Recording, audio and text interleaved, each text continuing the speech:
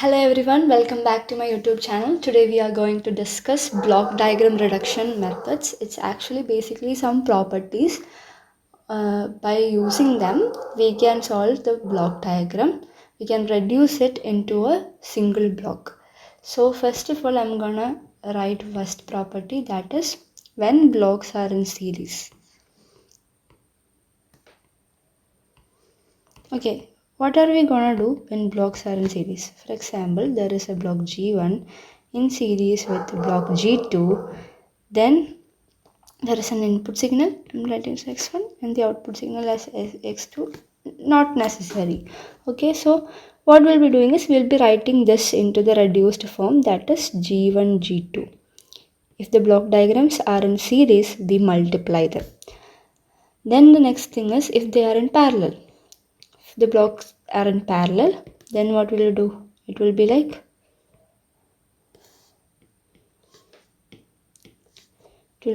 we have an input and there will be G1 and G2 in parallel. So there will be a summing block here.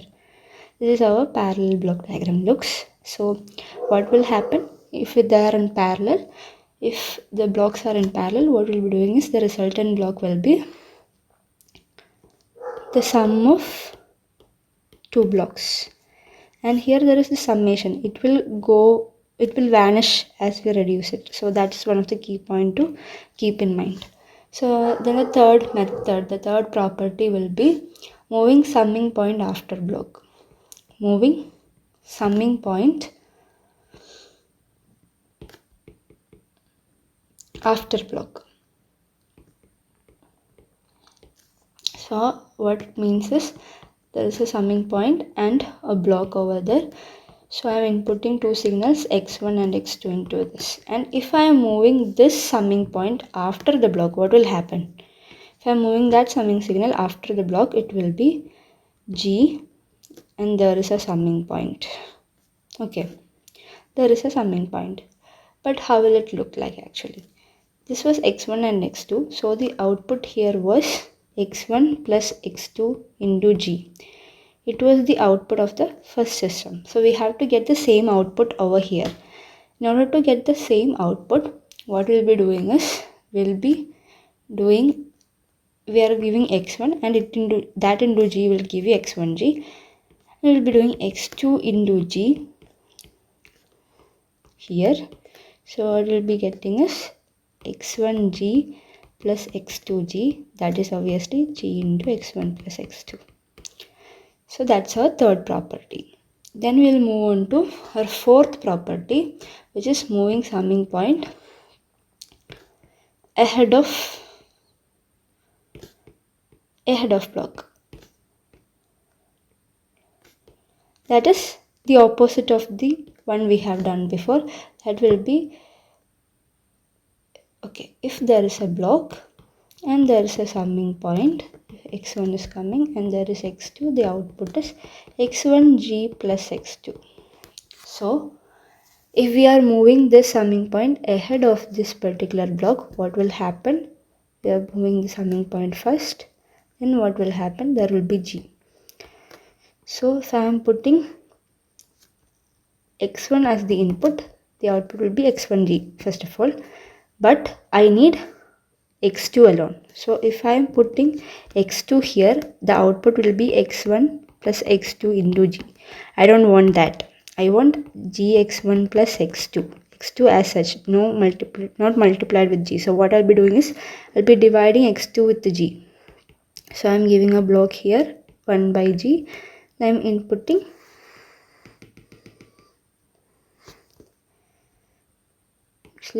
what I'm doing is, I'm going to give a block 1 by G here and I'm inputting X2.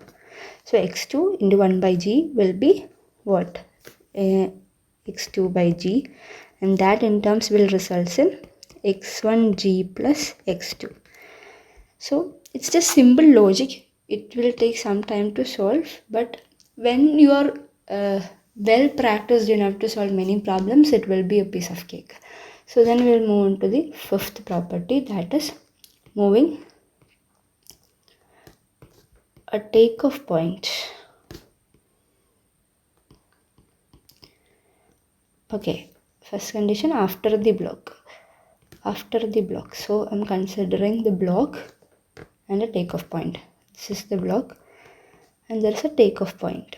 Okay, I'm giving x1, so here it will be here and here it will be x1, but in here this will be gx1. So what I'm going to do is I'm going to move this takeoff point after the block, but I have to get the same output as gx1 and x1.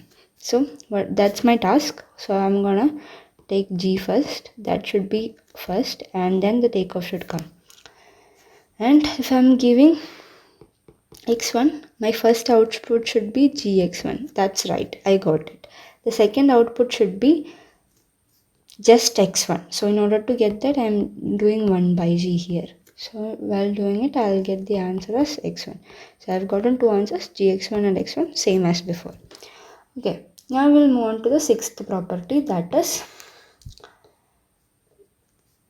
moving a takeoff point. The same thing, moving a takeoff point ahead of the block. That's the difference, ahead of the block.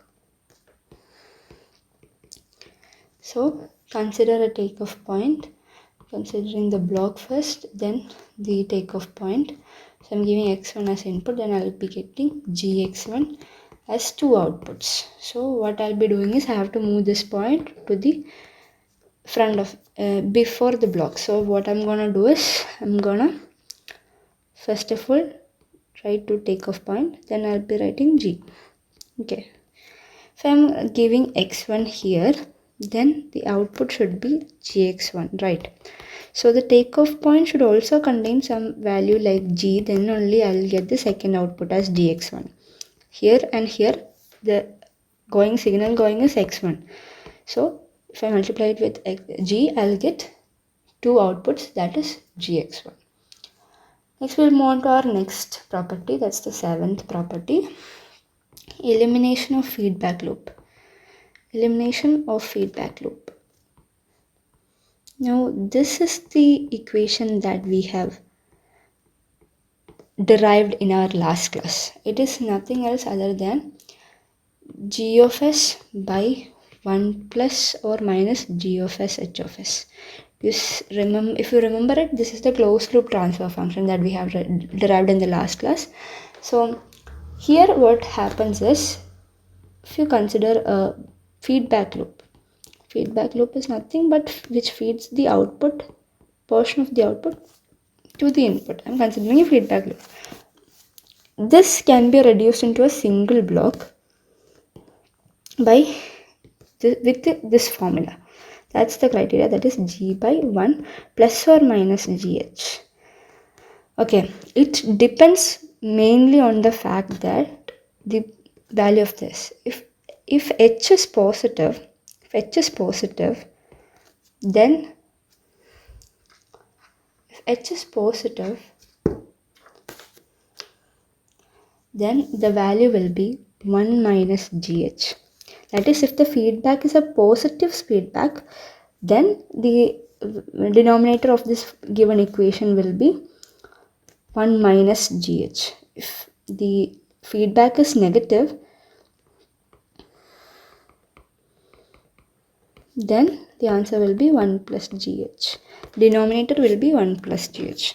So depending on that, the value varies. Okay. Next we will move on to our next topic, that is interchanging. Our next point, interchanging summing points. Summing points, it's actually unnecessary, I would say, but if you want, you could use this identity. I haven't seen it being used anywhere, so okay. So that is very simple. There is one summing point and there is x1, x2 and x3. There is three signals added by the same signal, and the output of that signal is x1 plus x2 plus x3. Then I could split it into two. Okay, I could split it into two. Okay, if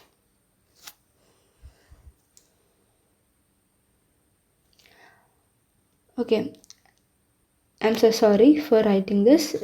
This is not interchanging the summing point, it's actually splitting the summing point. I just got confused. There is two properties similar to this. This is splitting of summing point. Okay, splitting of summing point. Okay, what we'll do is, if there is a summing point having 3 inputs, what we'll be doing is we'll be splitting it into 2.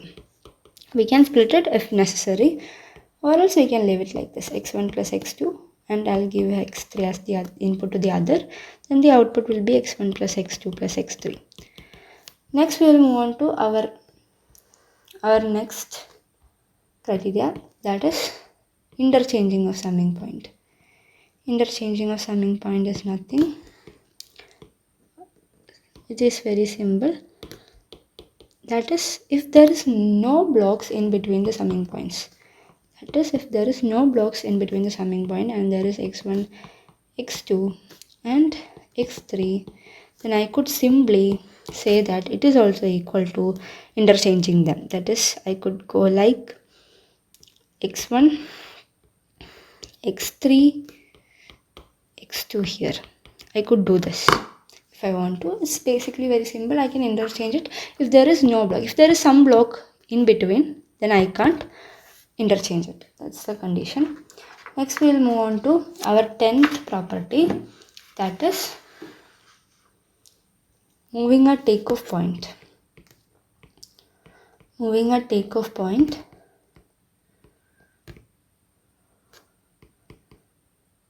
ahead of summing point.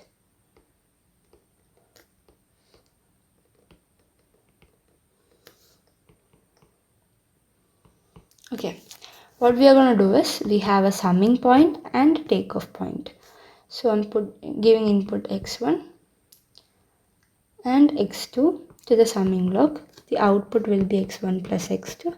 There will be 2 outputs, same outputs. Okay, I have to get the same output if I interchange it. That is, if I take the takeoff point in front of the summing point, I have to get the same output. That's the condition that we have to make sure it satisfies. So what I'm going to do is, I'm going to take the takeoff point to the outside and I'm taking the summing point inside. So how will it look like?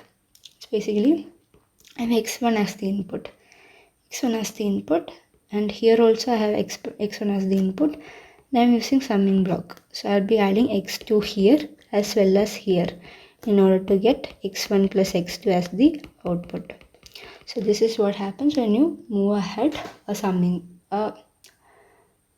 takeoff point ahead of a summing point. Okay, next our last property, that is, what if we move the takeoff point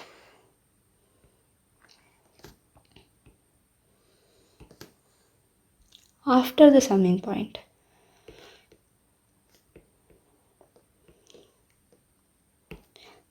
Just note these down, because these are the points that we require in order to reduce the system, and basically you don't have to remember everything. It will just come in as a natural flow once you start doing a problem. So first what we're going to do is, we have a summing point, moving takeoff point after summing point. So first we have a takeoff point, then we have a summing point at initial condition, so x1, and I'm adding x2 here, so it will be x1 plus x2 and the other one will be x1. I have to get the same output. If I move this to this, I have to get the same output. So what will happen, I'm writing summing point first and I'm taking the, okay, if I'm giving x1 as the input and x2 as the second input, then I will get x1 plus input x2. That is my first output. Then I need x1 as the output. So in order to get that, I have to add another summing block in here and subtract x2. Here I have adding x1 and x2. I will subtract x2 and I will get x1. So we are done with all the properties required in order to reduce a system. Okay, so now we'll move on to problems. So I'm writing our problem number 1, which is, first we are doing a summing point, then we have G1, then we have G2, then another summing point. It's a very simple problem of this type, because there are huge circuits coming up. So this is one of the easiest problem I have chosen. as an example, as a base. Okay, after this we'll move on to huge problems. So yep, that's it. So now that we have gotten our problem, first of all we have to analyze the circuit. And by analyzing, what I mean is I have to identify the forward paths, the parallel path and the loops.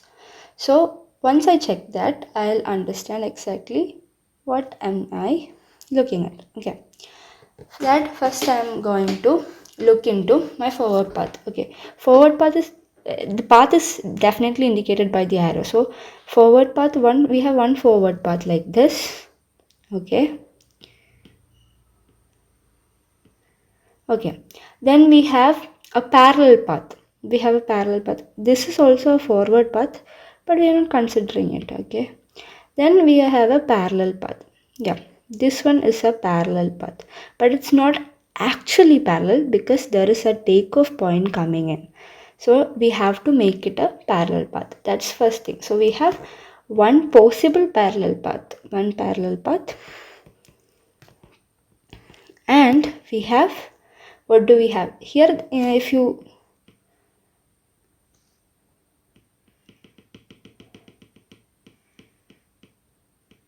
okay, one parallel path. We have one parallel path here, and if you look closely, we could say there is only one parallel path. That is, the arrow is in the forward direction.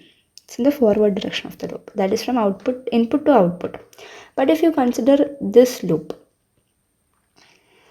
it is from the output to the input. That is in the reverse direction. And that is what you mean by, this is what you mean by feedback path.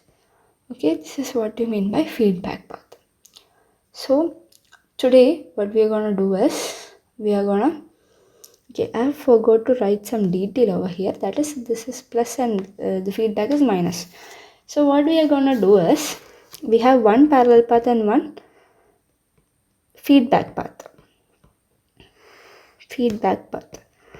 So first of all, we'll solve parallel path. But as I said earlier, it's not actually looking as a parallel path because of some takeoff point here. So in order to make that not even out that thing, so what we are going to do is, we are going to consider this takeoff point and we are going to move it to this position. So that is moving a takeoff point after a block. So in order to do that, if I am doing it, then what will it be? That is, if this point comes here, this line will contain another added thing as G1. G1 is unnecessary, but if I took this here without changing anything, the signal here will contain G1. So I have to divide G1 from that signal. So the output will be, so we have said this, moving the takeoff point after the block. We are going to look, moving the takeoff point after the block. Moving the takeoff point after the block, this condition. That is, we will be moving the takeoff point after this, we will be doing 1 by G. Okay, so that's what exactly we are going to do. We are going to do 1 by G1. So I'll be writing it, summing blocks minus H here. We have G1 here. We have two takeoff points here. G3 here. Before that, I'm writing the G1 because that is what that we have done right now. 1 by G1 and G3. Okay, and there is G2. Now this is a parallel path. So you can see, now this is a parallel path. Okay, so we have, now we could say that we have one parallel path and one feedback path. So first we are going to solve our parallel path. So in order to solve our parallel path, what we are going to do is, we are going to analyze it. So in this parallel path, there is this first term, right? These two blocks are in series. So what I'm going to do is, I'm going to add them, G3 plus 1 by G1. So I got a block over there, got a single block. I added them and I got a single block over there. So I'm gonna change it. I'm gonna write a single block. If I'm writing this in a notebook, I'll be really furious because I don't like writing. I don't want to draw it again and again in order to make it perfect. So now it's like this, it's easier. Okay, so whatever. Okay, now that we have got this, now it's exactly one parallel path. So what we are gonna do is we are gonna add these two. Actually, I made a mistake. Very, very bad mistake. It was series, right?